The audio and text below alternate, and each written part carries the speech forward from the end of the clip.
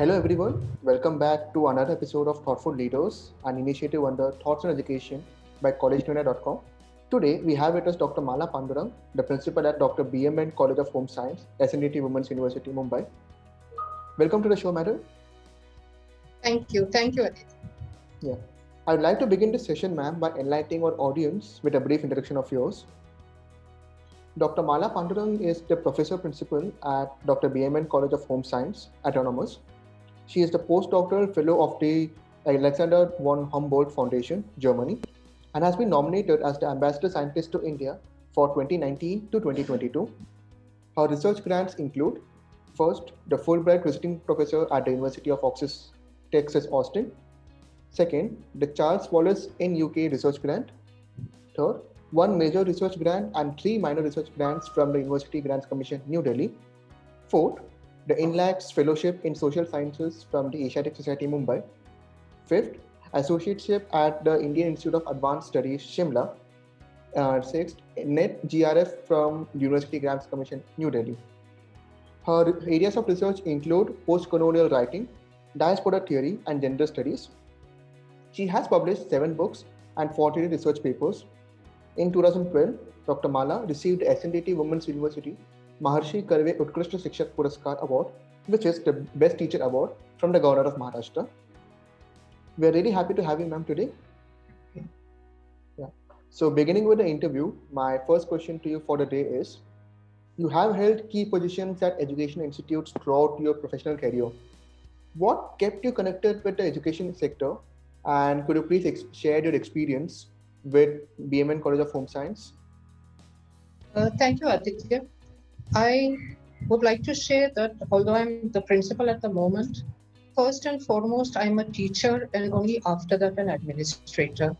And I began my teaching career at Dr. B.M.N College, and I attribute my growth as an academician and as a researcher to my position as a teacher in this institution. And therefore, I honestly feel that in order to be an administrator, in order to be a principal, one has to keep a connect with students. You have to understand the perspective of the students from within and without the classroom. Mm-hmm. And this is what being associated with this institution has done for me. Mm-hmm. I therefore feel that the whole idea of our institution, the whole motto of our institution is to work towards transforming minds. And that only by transforming minds can we transform lives. Mm-hmm. And in view of this, my experience so far with this institution has been extremely enriching. We really believe that teaching is one profession that enables us to create other professionals. And it is the passion to stay connected with young minds is what has kept me energized and determined to contribute in every possible way to the education sector, especially to women's education, because we are an exclusive women's college, and I think that is our USP. Thank you. Okay, ma'am. So my next question to you is: being the principal of Dr. B.M.N College of Home Science, could you please elaborate on your roles and responsibilities towards the students?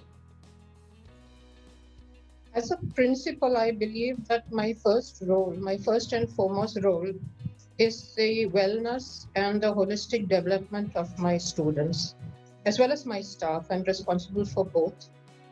And I truly believe that the role of any educational institute is not only to impart academic, information or data, but to make students ready for the outside world, whether it's professional or at a personal level. And that educational institutes play an integral role in shaping the character of students and giving them a sense of moral integrity. And I see this as one of my foremost roles and responsibilities. Mm-hmm. We also believe that we need to teach students to take what they have got in the classrooms out to the community. And from an administrative point of view, I try to ensure that this is something that happens. After all, Winston Churchill had once stated that the first duty of a university is to teach wisdom and not trade, and character and not technicalities. Mm-hmm. At the same time, as an administrator, my responsibility is to ensure that whoever enters the portals of our college will receive the best in infrastructure, the best in terms of faculty quality and academic excellence at every possible level. As an administrator, I feel it is my responsibility to ensure fairness and transparency at all times. After all, students put their trust in us that we will help them mold their future paths, and we should live up to that responsibility. We have a very active management, the Seva Mandal Education Society, and our management members have dedicated their lives to our entire mission of empowering women through quality in education. And I believe that as a principal, I have a responsibility to uphold and to implement that vision. Okay, ma'am. So this brings me to next question. How do you strategize about the key programs and plans for marketing and administration of your college, being the principal?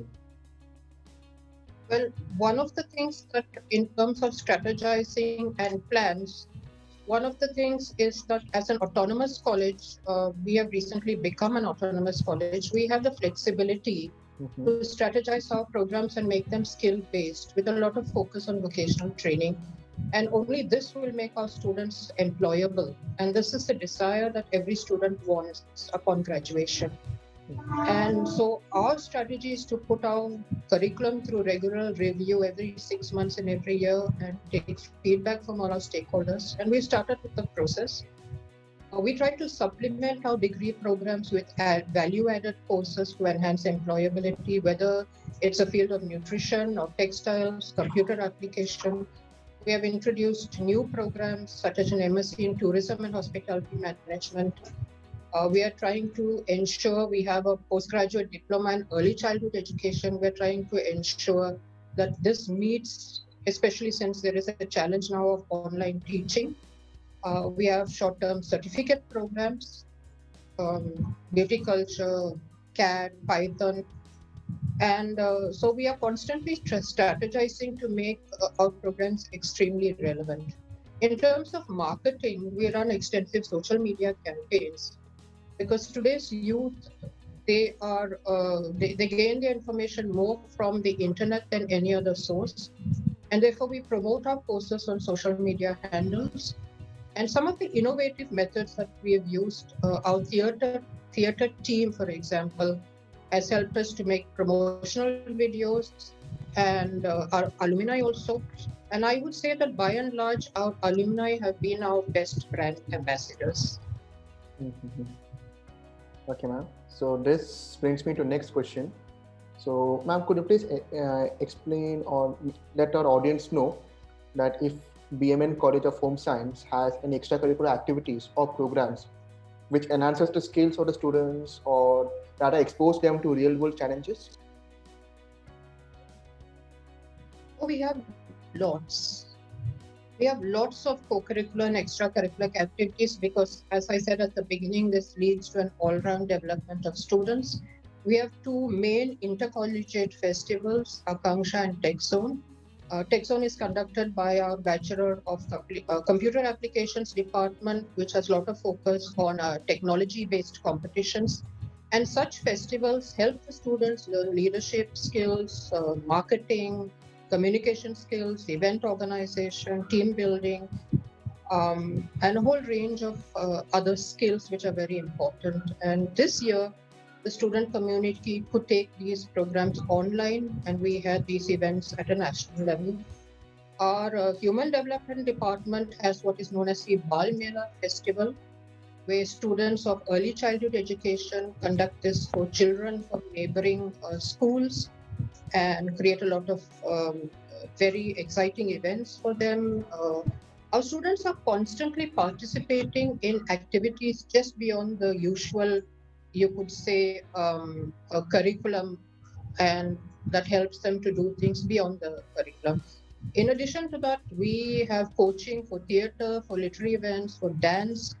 Our theater team has won a number of events at the Yuva Mahotsav. Our dance team also has won national level prizes. Sports, we have coaching for students for specific events.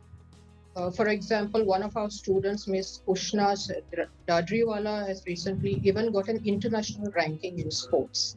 So definitely, we have a host of extracurricular events because we know that students, this is what makes college life special. So we ensure that they get every opportunity to participate. Okay, ma'am.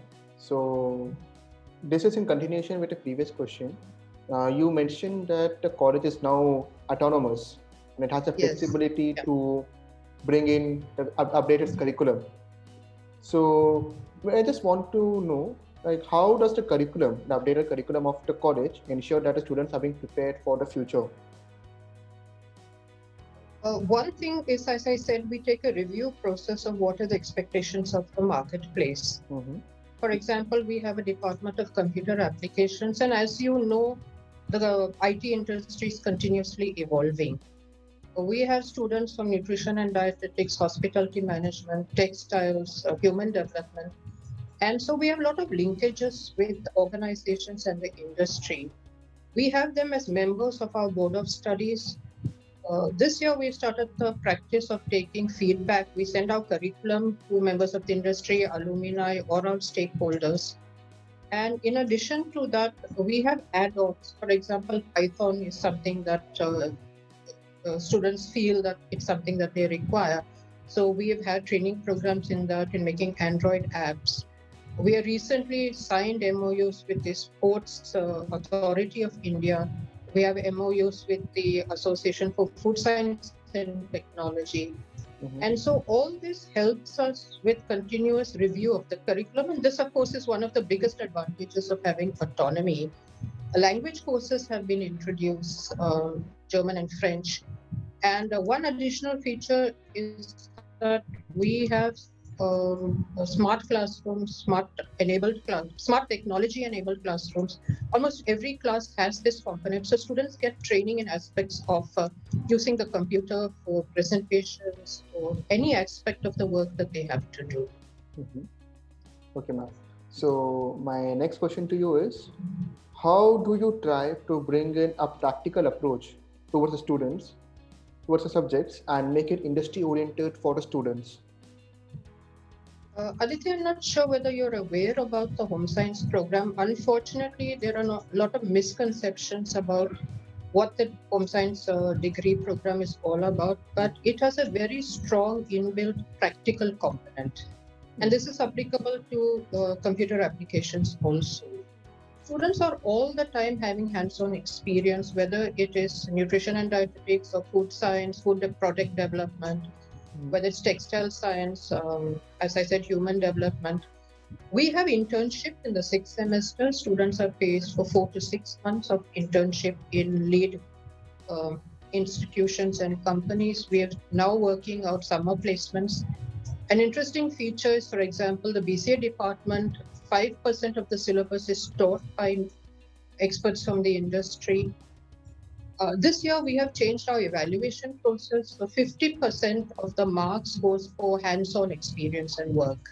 Mm-hmm. It's formative evaluation. The written paper is only for 50 marks. There are presentations, there is field work. So this means that students are having a lot of practical exposure. In addition to that, we have good infrastructure. I'll give you an example. The hospitality management department has a restaurant setup where students actually work in that restaurant setup. They call guests, they do the table setting, they plan the menu card. Textiles lab, we have the latest machinery, they latest in hardware and software. So, and we have a Prangan experimental nursery school with students who are specializing in early childhood education actually work with young children.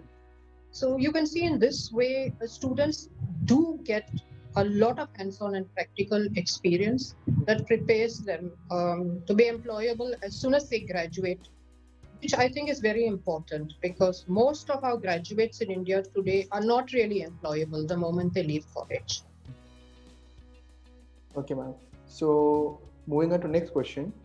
How do you and the institute helps the students to cope up with the competition being so high in the outside world?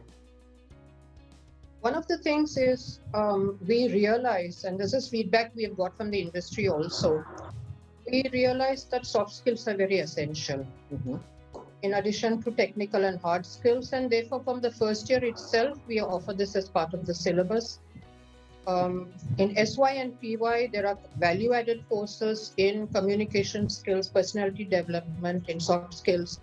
There is training in resume writing, presentation skills, interview skills, etiquette. And all this prepares them. As you know, interviewers today just don't look for technical skills. They see whether students have the sufficient soft skills also. English today, fortunately, unfortunately, is a requirement that helps students get jobs. We have a language lab with a full-time instructor for those students who require additional assistance. Our placement cell conducts regular activities, competitive exams. We have campus placements. Just this year, Deloitte had come, despite of the lockdown, we had online interviews, and Deloitte also has picked up some of our students. And we have an MOU with Tata Power Skills, which helps students focus on entrepreneurship. This comes under our employment and entrepreneurship and career hub. So as you see, we try to see that the students are there, they are prepared, and so when they enter the very competitive world out there, they're able to at least, I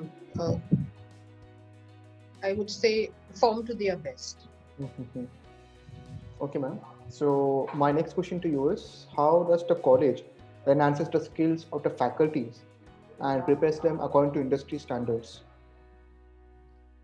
Faculty, similarly, we have faculty development programs, we have skill-based training workshops, and I'm proud of my faculty that although we are by and large an undergraduate institution, faculty makes it a point to keep up with the trends. They attend seminars, workshops. The college encourages them to present papers. We also encourage them to take up research. And if there is any particular training program that they require, we ensure that we go out of the way to organize it. Okay, ma'am. So my next question to you is, what would you like our audience to know more about Dr. B.M.N. College of Home Science, which they may not know? Okay. Lots of things. Okay. First of all, the policy of our management is that every girl student should have the best access to education possible, and therefore we do not discriminate on the basis of marks. We honestly believe that students perhaps may not have performed well, especially girl students, may not have performed that well at school level or at 12th standard, not because they are not bright, but because they've not got sufficient opportunities. And this is one thing, we don't deny students the opportunity to enter our college. It's our responsibility to bring them up. And therefore, we don't have stringent cutoff marks. Secondly, we have been selected by RUSA for the grant under the Enhancing Quality and Excellence in Select Autonomous Colleges. We've received a total grant of 5 crores for the upliftment of the institution. And definitely this grant is going to go a long way in making us one of the top colleges in Mumbai. We've also received a grant from UGC for the Stride Research Capacity Building Center. We are an undergraduate college, but we are the only college in Mumbai to have received this grant. Lots of MOUs, international MOUs. We are signed with University of Southampton for a research project. An MOU we are going to sign with the University of Pennsylvania in the USA for a project on wellness and pluralism on campus. We are signing MOUs with IIT, Mumbai. And I think that this is important because then students will realize the kind of exposure they will have once they join our institution. Now, apart from this, a whole range of extension activities. We've won a Red Ribbon Club Award at national level for programs on AIDS awareness. We've had outreach programs with craftspeople from the from karigars like Kanta embroidery. So as you see, if you give me the chance, I can go on and on about all the things that I would like to share about our institution. Yeah, ma'am. So continuation to the previous question. So could you please explain to our audience that what do you feel as the greatest strengths for Dr. B.M.N. College of Home Science? I just like to summarize it. I think it is the people. We believe we are a people's college, the sense of teamwork that has taken us to an A grade, A plus grade of 3.69 out of 4 by NAC. There is an energy, there's a positivity, there's a close relationship between students and teachers. We may be a small institution, but I feel that this is one of our biggest strengths, the bonding that happens between teachers and students. Involvement of our management members who are very proactive in ensuring that the infrastructure and all facilities are available. And I really urge you to visit us so that you can also get a sense of what I've been sharing. Mm-hmm. Okay, ma'am. So let me ask a final question for the day. Any suggestions you would like to give to the current youth and aspiring students, ma'am? I would just like to say to all the students who are out there, believe in your dreams, pursue it with passion, pursue it with dedication, with discipline, with honesty. And it's not just the sky that is the limit, but there is a world beyond the sky also. And dreams are possible if you're on the right path and you have the right sense of dedication, discipline, integrity. And these are the three things that will help to get you where you want to be in life. Thank you so much, ma'am. This was certainly an insightful session. Thank you. Thank you for the opportunity to be part of this interview. Yeah.